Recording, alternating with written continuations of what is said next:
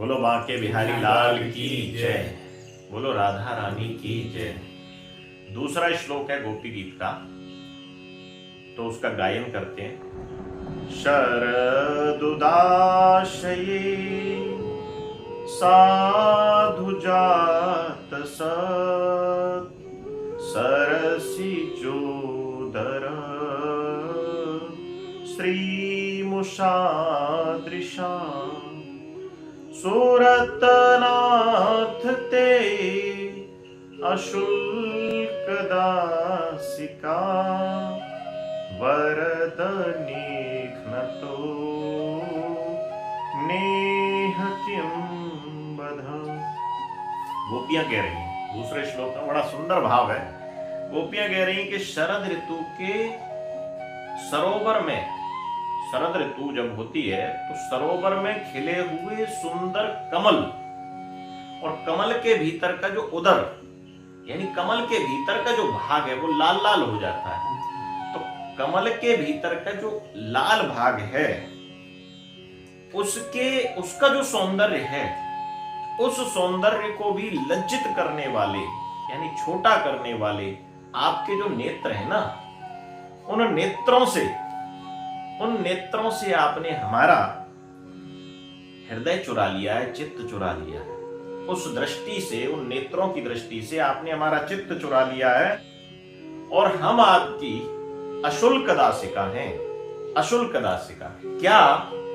वो कह रही हैं गोपियां कि क्या नेत्रों से मारना बध नहीं है? गोपियों का भाव देखो, क्या नेत्रों से मारना बध नहीं है? क्या शस्त्रों से मारना ही बध होता है? कृष्ण से उलाहना मार रही है, शिकायत कर रही है, लेकिन इस शिकायत में अपनापन है, भक्ति भाव है, बड़ी शुद्धता है इसमें। तो यहां पर इतना अच्छा सुंदर भाव गोपियों ने प्रकट किया है भगवान कृष्ण के लिए कि तुम अदृश्य हो गए हो, हम तुम्हारे लिए बेचैन हुए जा रहे हैं, कम से कम तुम दर्शन तो दो। तो दूसरा श्लोक का ये भाव है। अब यहां पर आता है, पहली बात आती है शरद ऋतु। तो शरद ऋतु में ही का ही उदाहरण क्यों ले रहे हैं? तो देखो, भगवान ने जो रास का आह्वान किया है, रास की रचना की है, वो शरद ऋतु में की है। शरद ऋतु में क्यों की है? क्योंकि देखो, शरद ऋतु से पहले वर्षा ऋतु आती है और वर्षा ऋतु के बाद जब हल्की हल्की ठंड शुरू होती है तो उसे वो वाली जो ऋतु है वो शरद ऋतु है। तो वर्षा ऋतु के में पूरी प्रकृति का स्नान होता है। उसमें पृथ्वी भी एकदम धुल गई, जल भी शुद्ध हो गया। और शरद ऋतु में उस जल की स्थिति क्या होती है कि जो जितने भी सरोवर होंगे उनमें तल भी दिखाई देता है, अगर शुद्ध जगह है तो स्वच्छ पानी दिखाई देता है, जल दिखाई देता है। पृथ्वी, जल, आकाश भी एकदम क्लियर होता है, कोई पॉल्यूशन, कोई प्रदूषण नहीं होता। वायु शीतल मंद सुगंधित वायु बहती है। तो पंचतत्व पवित्र हो जाते हैं। शरद ऋतु की ये महिमा है, यानी वो पवित्र ऋतु है। और इनका प्रभाव क्या होता है? इनके प्रभाव की वजह से पूरी प्रकृति में सुंदर सुंदर पुष्प खिलते हैं और ऐसे ऐसे पुष्प, ऐसा ऐसा वनस्पतियों में रस खिलता है कि वनस्पतियों में उगने वाले जो फूल हैं उनसे पूरा वातावरण सुगंधित हो जाता है। ये प्रकृति अपना माधुर्य प्रदर्शित कर रही है, प्रकृति अपनी मधुरता दिखा रही है कि हाँ, ये शरद ऋतु की महिमा ये है। और भगवान ने इस ऋतु का, इस पवित्रता की वजह से, शुद्धता की वजह से इस ऋतु का चयन किया महाराज के लिए। इस ऋतु में जो प्रेमी और प्रेमास्पद हैं उनके भीतर भी बड़े मंगल भाव उमड़ते हैं, उनकी भावनाएं उमड़ती हैं। तो गोपिकाएं भगवान श्री कृष्ण से प्रेम करती हैं, तो उनके प्रति भी, भगवान के प्रति उनके भीतर भी वो मधुर माधुर्य भाव प्रकट हो रहा है। इसलिए इस ऋतु का उन्होंने चयन किया है। दूसरी बात आती है, उन्होंने तुलना की है भगवान के नेत्रों की कमल के उदर से। सरस जो उदर, कमल के भीतर का जो भाग है, जो लाल लाल है, उस भाग से तुलना करिए। तो देखो, कमल क्या है? भगवान के जितने भी नाम है ना, भगवान की जितनी भी महिमा गाई गई है, बड़े बड़े कवियों ने बड़े बड़े आचार्यों ने तो उनकी भगवान की तुलना करी है। तो जो भगवान श्री राम की स्तुति गाते हैं ना, तो उसमें गाता है नव कंज लोचन कंज मुख कर कंज पद कंजारुण। तो यहाँ पर 4 भाग भगवान के किससे, कमल से ही उपमा दी गई है। तो नव कंज लोचन, उनकी आंखें कैसी हैं, कमल के जैसी, इसलिए कमल नयन कहते हैं उनको, इसलिए पुंडरीकाक्ष नाम है उनका, कमल जैसी हैं तो कमल नयन यानी पुंडरीकाक्ष। दूसरा नव कंज लोचन, कंज मुख, कमल जैसा मुख, कर कंज, उनके हाथ भी कमल जैसे, पद कंजारुण, उनके चरण भी देखो तो चरण कमल, तो ये कमल से उसकी तुलना की। तो एक तो कमल सुंदरता का प्रतीक है, और दूसरा कमल के भीतर क्या विशेषता है, कमल वैराग्य का प्रतीक है। कैसे कि कमल जहां पर भी जल में खिलता है, तो जल में खिलने वाला कमल को अगर वहां से उठाओ तो जल उसकी पंखुड़ी पर टिकता नहीं है, यानी जिसमें रहता है उसके अटैचमेंट नहीं है, अटैचमेंट नहीं है। हम सामान्य जो जीव हैं, हम सामान्य संसारी लोग हैं, इस संसार से अटैचमेंट हो जाता है हम लोगों को, लेकिन कमल वैराग्य का प्रतीक है।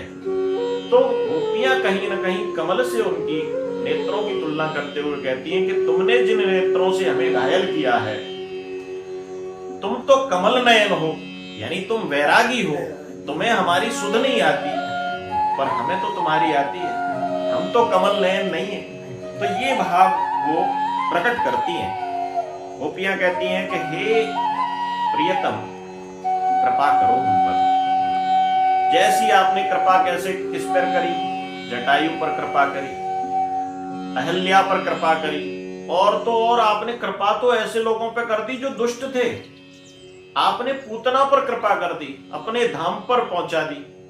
आपने अघासुर बकासुर तमाम राक्षसों का वध किया और कहां पहुंचा दिए, अपने धाम पर पहुंचा दिए। उन पर कृपा कर सकते हो तो हम तो आपकी अशुल्क दासिका हैं, हम तो शुल्क लेने वाले नहीं है भैया, हम किसी हेतु से नहीं आ रहे, बस केवल हमें प्रेमी को क्या चाहिए, हम तुम्हारे हो जाएं।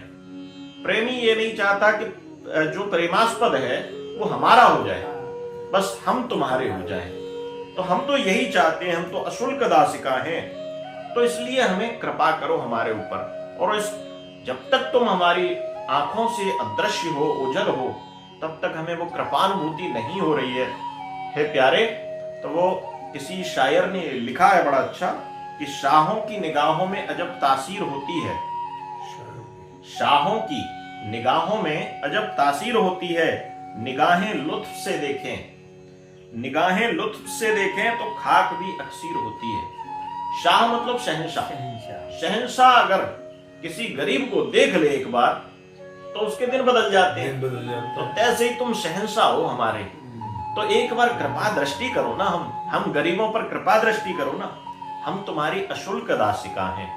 वो अशुल्क दासिका क्या है, यानी एक क्या होता है दास भाव, और एक होता है सख्य भाव, सख्य यानी मित्र भाव। तो देखो मित्र जो होता है वो कुछ क्षण के लिए आपके पास रहेगा, फिर अपने घर चला जाएगा, फिर कल के लिए कुछ क्षण के लिए मिल जाएगा, फिर अपने घर चला जाएगा, तो ये सख्य भाव है। लेकिन दास भाव में क्या होता है कि दास हर समय स्वामी के पास रहता है। लेकिन अगर दास भी कुछ चाहने वाला हो कि कुछ मुझे मिल जाए, तो फिर वो अशुल्क दास नहीं होगा। तो वो जो चाहने वाला नहीं है, जो आपके साथ ही निरंतर रहना चाहता है, आपके साथ ही समय बिताना चाहता है, आपकी सेवा ही करना चाहता है, तो वो अशुल्क दास। तो गोपियां यहाँ पर स्वयं को अशुल्क दासिका कह रही हैं। हनुमान जी कैसे हैं? अच्छा, अशुल्क दास जो होता है, अच्छा दास के ऊपर तो भगवान स्वयं निर्भर हो जाते हैं, यानी भगवान स्वयं आलंबन करते हैं, यानी स्वामी दास के ऊपर स्वयं आलंबन करता है कि भाई कई बार निर्भर होते हैं कि सारे काम दास कर रहा है तो क्या हाँ ये काम कर देना, तुरंत दास करके लाया। ऐसे ही भगवान ने कहा है कि मैं ऐसे निष्काम कर्म योगियों का, ऐसे अशुल्क दासों का मैं ऋणी होता हूं। हनुमान जी से कहा था उन्होंने, क्या हे सुत तुमने ऐसा कार्य किया है कि मैं उसका उऋण नहीं हो सकता, मैं उसका जो ऋण है वो पटा नहीं सकता, वापस नहीं कर सकता। ऐसा तुमने कार्य किया है, मैं खुद तुम्हारा वो हूं, ऋणी हूं। हनुमान जी की आंखों में आंसू आ जाते हैं, बोलते हैं भगवान ये क्या कह रहे हो तुम? भगवान मैं तो, हनुमान जी कहते हैं कि सो सब तब प्रताप रघुराई, नाथ न कछु मोर प्रभुताई। आपके प्रताप से ही तो मैंने इतना सारा कार्य किया है, और आप ही कह रहे हो कि ऋण नहीं हो सकता। आपके, मैं तो उछल कूद करने वाला, शाखा ते शाखा पर जाई, ऐसा बंदर था एक शाखा से दूसरे शाखा पर उछल कूद करने वाला बंदर, लेकिन आपने ऐसा कृपा करी कि मैंने इतना बड़ा कार्य कर दिया आपकी कृपा से केवल। सो सब तब प्रताप रघुराई, नाथ न कछु मोर प्रभुताई। मेरा इसमें कोई भी विशिष्टता नहीं है, विशेषता नहीं है प्रभु, आप ऐसे कैसे कहते हैं? तो रोने लगे हनुमान जी, आंखों में आंसू आ गए। इसके अलावा अशुल्क दास क्या है? देखो जैसे वैष्णव संप्रदाय होते हैं ना, जिसमें श्री संप्रदाय है, तो श्री संप्रदाय के भीतर जो महात्मा लोग हैं, जो सन्यासी भी हैं या जो गुरु दीक्षा ले लेते हैं, वो अपने नाम के पीछे दास लगाते हैं, क्योंकि वो इस भाव से लगाते हैं कि हमें भगवान से कुछ नहीं चाहिए, बस हमें भगवान का दास बने रहना है। इस भाव से वो दास लगाते हैं अपने नाम के पीछे। तो ये अशुल्क दास है, उन्हें कुछ चाहिए नहीं, बस केवल भगवान के निमित्त होकर। ये तिलक क्यों लगा रहे हैं कि भाई स्वर्ग में चले जाएंगे या वैकुंठ में चले जाएंगे, इसलिए नहीं, बोले भगवान को पसंद है इसलिए। तो वो कहती हैं गोपियां कि जो तुम्हें पसंद हो वही बात करेंगे। हाँ, वो गाना जो तुम्हें पसंद है हम वही करते हैं। तो हम अशुल्क दासिका हैं। अशुल्क दासिका का बड़ा अच्छा एक उदाहरण आता है केवट का। केवट वो कहते हैं जब राम जी को पार लगा देते हैं, राम सीता और लक्ष्मण को जब गंगा पार कराते हैं, तो प्रभु श्री राम देखते हैं कि इसको उतराई में कुछ दिया जाए। उनके पास कुछ होता नहीं है क्योंकि वो सन्यासी वेश में आए। माता जानकी के हाथों में एक वो है मुद्रिका है, तो मुद्रिका को देते हैं। राम जी उस मुद्रिका को केवट को देते हैं, लेकिन केवट उसे लेने से मना कर देते हैं। तो बोले कि क्यों? बोले प्रभु आप ये करुणा जो है ना, आपकी जो करुणा बरस रही है, आपके साथ जो कुछ क्षण का जो समय, कुछ क्षण मिले, ये मुझे कृतार्थ करने वाले हैं। ये मुद्रिका कहाँ कीमती है उसके आगे? राम जी बोले कि कुछ तो मुझे देना चाहिए, मेरा भाव ऐसा कहता है। बोले कि जब आप इतना कह ही रहे हो तो जब लौट के आओ ना तो इसी नाव से आओगे, तो मैं जब दोबारा पार करा दूंगा तब जाकर मैं ले लूंगा जो भी लेना होगा। राम जी कहते हैं चलो ठीक है। लेकिन जब राम जी वापस आ रहे हैं, केवट ने 14 वर्ष तक अपनी नाव को बार बार उसी किनारे ले जाते, राम इस किनारे से आएंगे। 14 वर्ष तक वो प्रतीक्षा करते रहे, बार बार उसी किनारे ले जाते, राम इस किनारे आएंगे। 14 वर्ष तक वो राम का इंतजार कर रहे हैं। लेकिन राम जी जब आ रहे हैं तो वो विमान से आ रहे हैं। तो वो कहते हैं प्रभु ये क्या, मैं तो 14 वर्षों से आपका की प्रतीक्षा कर रहा था यहीं पर। प्रभु ने कहा कि देख, तूने प्रतीक्षा कर रहा, तू बहुत ही मतलब उत्तम कोटि का भक्त है, मेरा अशुल्क दास है, परंतु एक तो ऋण तू मेरे ऊपर गंगा पार कराने का चढ़ा चुका है। अगर ये गंगा को दोबारा से तूने मुझे पार कराया तो दूसरा ऋण भी चढ़ जाएगा, तो दो ऋण में कैसे उतारूंगा, इसलिए मैं विमान से आया हूं। तो बोले तुझे जो चाहिए वो मुझसे मांग। उन्होंने कहा मुझे कुछ नहीं चाहिए, बस आपकी शरण में रहना है। अयोध्या जी में जो सरयू मैया बह रही हैं वहीं पर नाव चलाऊंगा, बस राम की शरण में ही रहना है उसको, केवट को। तो इसलिए राम की शरण में रहने के लिए उसने केवल कुछ नहीं मांगा। क्या मांगा? केवट ने उनकी चरणों की भक्ति मांगी एक तरह से। तो ये अशुल्क दास है। तो अशुल्क दासिका गोपियां कह रही हैं कि भाई हम तो तुम्हारे अशुल्क दास हैं। तो सेवा क्या है? समर्पण जैसे ही जैसे बढ़ता है तो अहंकारता शून्य हो जाती है सेवा भाव में। फिर कहती है सुरतनाथ ते, सुरतनाथ ते, भगवान से कहती हैं कि तुम सुरतनाथ हो। उनको सुरतनाथ कह के संबोधन करती हैं। अभी सुरतनाथ क्या है? सुरत जो शब्द है वो क्या है? भोग। जैसे भोग कितने प्रकार से होता है? शब्द, स्पर्श, रूप, रस, गंध, इन सब का भोग होता है। जैसे कोई शब्द आपको अच्छे शब्द लगे तो मुझे बड़े अच्छे शब्द लग रहे हैं, तो वो भी मुझे बड़ी प्रसन्नता हुई उससे। तो मुझे लगे तो मैंने उसको भोग किया। रूप, कोई अच्छी चीज देखी, सुंदर वस्तु देखी, तो वो भी रूप का भोग हमने कर लिया। रस, गंध, कुछ पी रहे हैं, खा रहे हैं, कुछ अच्छी सुगंध आ रही है, तो ये हम भोग कर रहे हैं। तो ये गोपियां कह रही हैं हम भोग हैं स्वयं, और भोक्ता कौन है? भगवान श्री कृष्ण है। बोले आपके संपूर्ण समर्पण कर दिया है हमने, तो आप ही भोक्ता हैं। तो सुरत माने भोग, शब्द स्पर्श रूप रस गंधात्मक जो संपूर्ण भोग हैं उनको सुरत कहते हैं, और उनके स्वामी को सुरतनाथ कहते हैं। तो यानी हमने इतना समर्पण आपके ऊपर कर दिया है कि आप हमारे भोगी हैं, भोक्ता हैं। जिस दृष्टि से आप भक्तों को अपनी ओर खींच लेते हो, फिर अदृश्य हो गए हो, तो क्या ये आंखों से बद नहीं है, नेत्रों से बद नहीं है? पहले तो आपने बुलाया और फिर अदृश्य हो गए, तो ये हमारा मरना सा हो गया। अब हम नहीं रहे, अब हम तुम हो गए, तो इसलिए ये हमारा मरना सा हो गया, तो ये आंखों से बद है। तो गोपी गीत जो है, गोपी गीत में क्या है? 3 चीजें हैं। वो गीत का जो गायन किया है, तो जैसे संगीत होता है, तो संगीत में भी 2-3 चीजें होती हैं। एक आलाप होता है। जब भी आप कोई संगीत, शास्त्रीय संगीत सुनेंगे, तो वो एक आलाप, लंबा सा सुर लेते हैं, फिर उसके बाद अपना संगीत शुरू करते हैं, तो ये आलाप है। आलाप क्या होता है? राग का आधार है। तो गोपियों ने जो गाया है वो सुर में गाया है गोपी गीत को, क्योंकि भगवान को प्रसन्न करना है तो केवल रोना नहीं है, स्वर में गाना है। तो राग का आधार है गोपी गीत। फिर आता है प्रलाप। प्रलाप क्या होता है? पुकार, यानी उस गीत के भीतर उन्होंने कृष्ण को पुकारा है। अब जैसे पुकार जितनी छोटी होगी ना, उससे पता चल जाएगा कि आपका संबंध व्यक्ति से कैसा है। पुकार जितनी बड़ी होगी, उससे आत्मीयता वाला संबंध ज्यादा दिखेगा।